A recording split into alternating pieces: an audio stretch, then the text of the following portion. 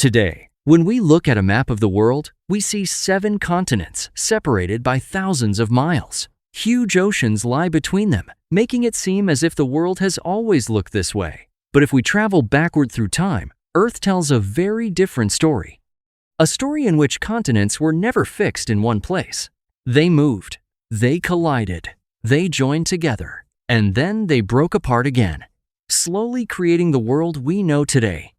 At the center of this incredible story was Gondwana, an ancient supercontinent whose breakup eventually gave rise to India, Africa, South America, Australia, Antarctica, and Madagascar. But the story of Gondwana is not only the story of a lost continent. It is the story of how Earth changed, how life evolved, and how the world around us was eventually created. Our journey begins about 550 million years ago. At that time, Earth was made up of several smaller landmasses. Over millions of years, these pieces slowly moved toward one another. Some collided, some joined together, and eventually, these collisions created a huge landmass in the southern hemisphere. That landmass was Gondwana. For millions of years, Gondwana covered a huge part of the southern half of the planet.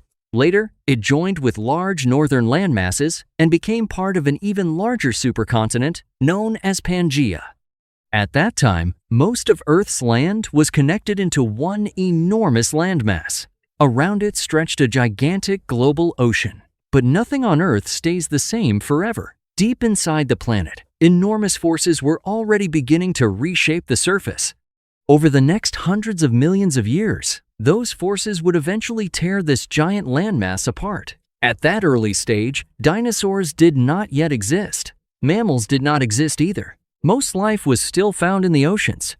Strange ancient creatures moved through the seas, while much of the land remained almost empty. But life was beginning to change. Slowly, living organisms started moving from the oceans onto land. Small plants appeared first. Later, enormous fern-like forests spread across large areas of the planet. These forests had no flowers and no fruits like the plants we know today, but they were helping prepare the planet for the future of life. As vegetation expanded, Earth's atmosphere also changed. The planet began to look different, and life began to evolve in new directions. Gondwana was no longer simply a giant piece of rock. It had become one of the major stages on which Earth's biological history was unfolding. The climate of Gondwana was also very different from what we see today. At certain times, huge parts of it were covered by thick ice. Millions of years later, some of those same regions became covered with dense forests. Earth was constantly changing, and the organisms living on it had to change as well. The remains of some of those ancient forests eventually became coal deposits. Today, coal layers found in places such as India, Australia, South Africa, and Antarctica help scientists understand that these distant regions were once connected. But coal is not the only evidence. Scientists have also discovered fossils of an ancient plant called Glossopteris across India, Africa, Australia, Antarctica, and South America. Today, these continents are separated by enormous oceans. So, how could the same plant fossils appear in places thousands of miles apart? For a long time, this question confused scientists. Eventually, the answer became clear. These lands were once connected. Gondwana was not an imaginary idea. Evidence of its existence is still preserved inside rocks and fossils across the world. Time continued moving forward. Forests became larger. Life evolved into new forms. The climate changed. The atmosphere changed. And eventually, a new age began to appear. The age of the dinosaurs. But while dinosaurs were beginning to dominate the surface, another story was happening deep underground. Slow changes were beginning to weaken the ancient supercontinent. The surface of Earth may look calm, but the planet beneath us is constantly active. Deep inside Earth, extremely hot rock in the mantle slowly moves. These movements help drive the motion of tectonic plates. The movement is incredibly slow.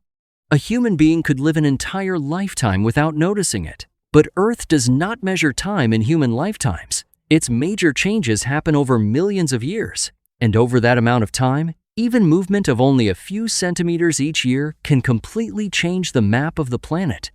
Around 200 million years ago, growing geological stress began breaking Pangaea apart. The enormous supercontinent separated into major regions. To the north was Eurasia. To the south was Gondwana. But Gondwana itself would not remain together for much longer. Around 180 million years ago, cracks began forming within it. At first, these cracks were relatively small, but over millions of years, they became larger and wider. Hot magma rose through some of these fractures. New volcanic rocks formed, and slowly, the ancient continent began splitting into separate pieces. Africa and South America started moving away from one another. As the gap between them grew, ocean water gradually entered the space. Over time, this process helped create the Atlantic Ocean we know today. But one of the most extraordinary journeys in Earth's history was still about to begin.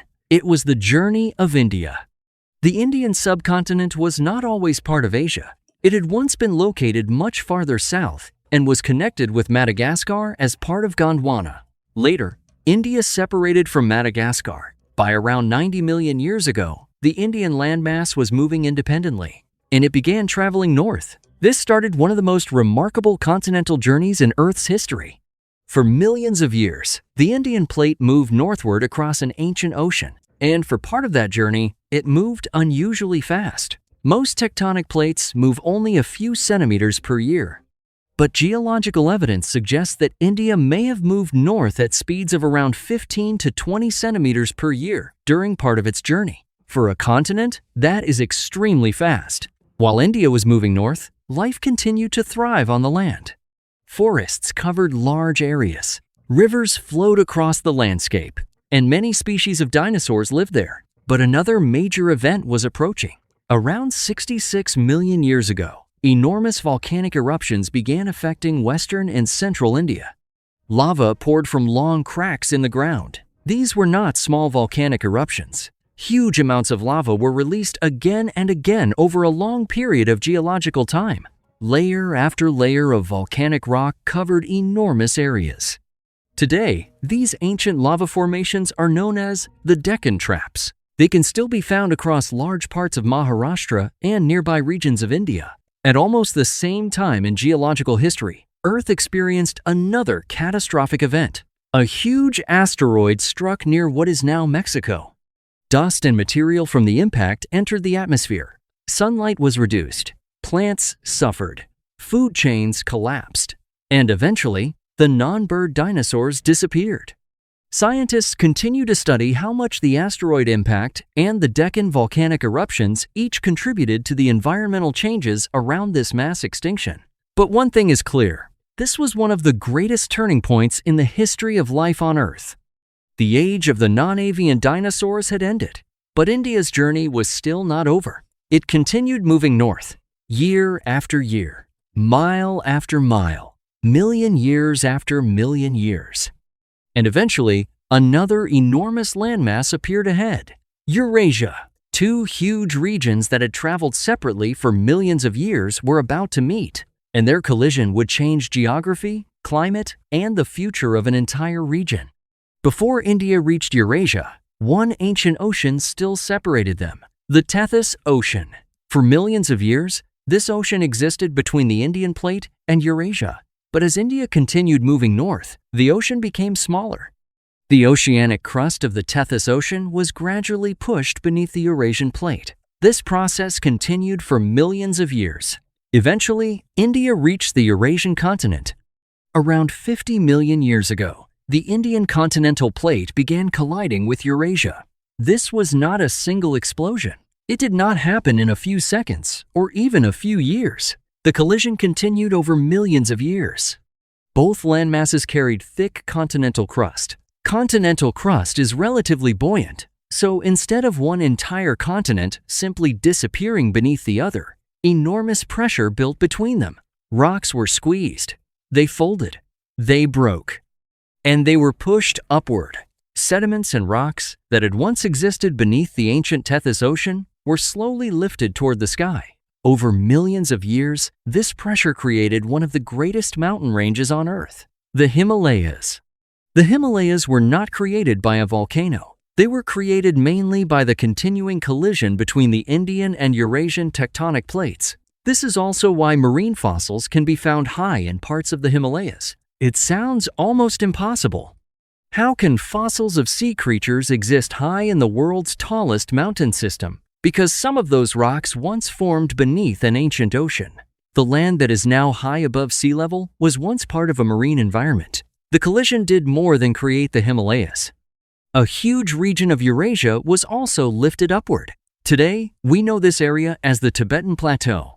It is one of the highest and largest plateaus on Earth, and this geological process is still not completely finished. The Indian plate is still moving generally northward and pushing into Eurasia. Because of this continuing collision, the Himalayan region remains geologically active. At the same time, rain, glaciers, rivers, landslides, and erosion are constantly wearing the mountains down. So, two processes are happening together. Tectonic forces push parts of the mountain system upward. Erosion slowly removes material from it. This continuing collision is one reason the Himalayan region experiences powerful earthquakes. Earthquakes in Nepal, northern India, Bhutan, Pakistan, and nearby regions are reminders that the Indian and Eurasian plates are still interacting today. But India's journey changed much more than mountains. As the Indian plate moved north and eventually collided with Eurasia, regional climate patterns also changed. The rise of the Himalayas and the Tibetan Plateau strongly influenced atmospheric circulation. The mountains became a major barrier, affecting winds and moisture. Over geological time, this helped shape the Asian monsoon system. Rivers connected with the Himalayan region also became extremely important. The Ganges, the Brahmaputra, the Indus, and many other river systems. These rivers carried water and sediment across enormous regions. Over time, they helped shape fertile plains. And millions of years later, those landscapes would become home to major human civilizations. So India's continental journey did not only change the map, it influenced mountains, rivers, climate, ecosystems, and eventually, the environments in which human societies developed. But Gondwana's legacy is much larger than India alone. Every continent that once formed part of Gondwana still contains clues to that ancient world. These scattered clues created a mystery for scientists. Different continents, thousands of miles apart. Yet their rocks, mountains, and fossils often showed remarkable similarities. That could not easily be explained as simple coincidence. One of the first clues came from the shapes of the continents themselves. Look at the western coast of Africa and the eastern coast of South America. They appear to fit together almost like pieces of a broken puzzle. At first, people treated this as an interesting coincidence. But later research found much stronger evidence. Scientists discovered rocks of similar ages and structures on opposite sides of the Atlantic. Some mountain belts also appeared to continue from one continent to another when the continents were placed back together. It was almost as if one ancient geological structure had been broken apart and carried in different directions.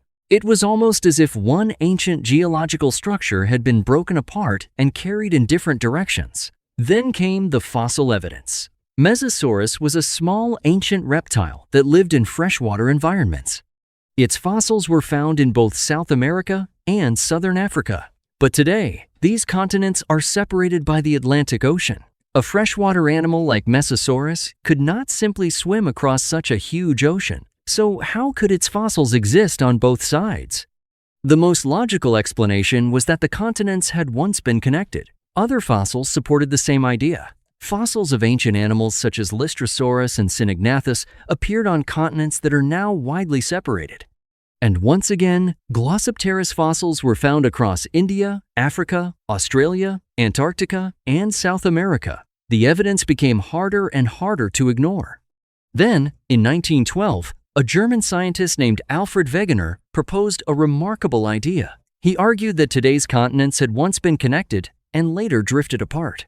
He used the matching shapes of continents, fossils, rock formations, and other evidence to support his idea. But Wegener faced one major problem. If continents moved, what force was moving them? At the time, he could not provide a convincing physical mechanism. Because of this, many scientists rejected his idea.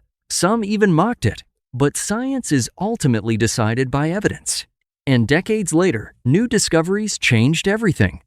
During the 20th century, scientists began mapping the ocean floor in much greater detail. They discovered enormous mountain chains running through the oceans. These are known as mid-ocean ridges. Researchers found that new oceanic crust was being created along these ridges. They also discovered that old oceanic crust could be pushed back into Earth's interior at subduction zones. These discoveries helped scientists build the modern theory of plate tectonics. Earth's outer rigid layer is divided into large tectonic plates. These plates move slowly relative to one another. Their movement is driven by several processes inside Earth, including forces associated with mantle convection, ridge push, and especially the sinking of dense oceanic slabs at subduction zones. This provided the physical explanation that scientists during Wegener's time did not yet have. Wegener's basic idea that continents move became an important part of modern geology. Today, scientists do not simply know that continents move. They can measure that movement directly. Modern GPS systems can track plate motion with great precision. Every year, continents shift by measurable amounts. Some move only a few centimeters. Others move at different speeds, depending on their tectonic setting.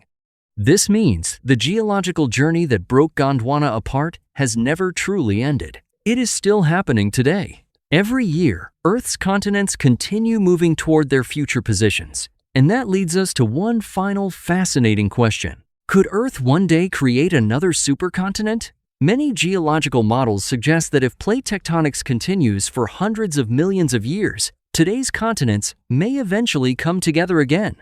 Perhaps 200 to 300 million years from now, Earth could have another enormous supercontinent. What would it look like?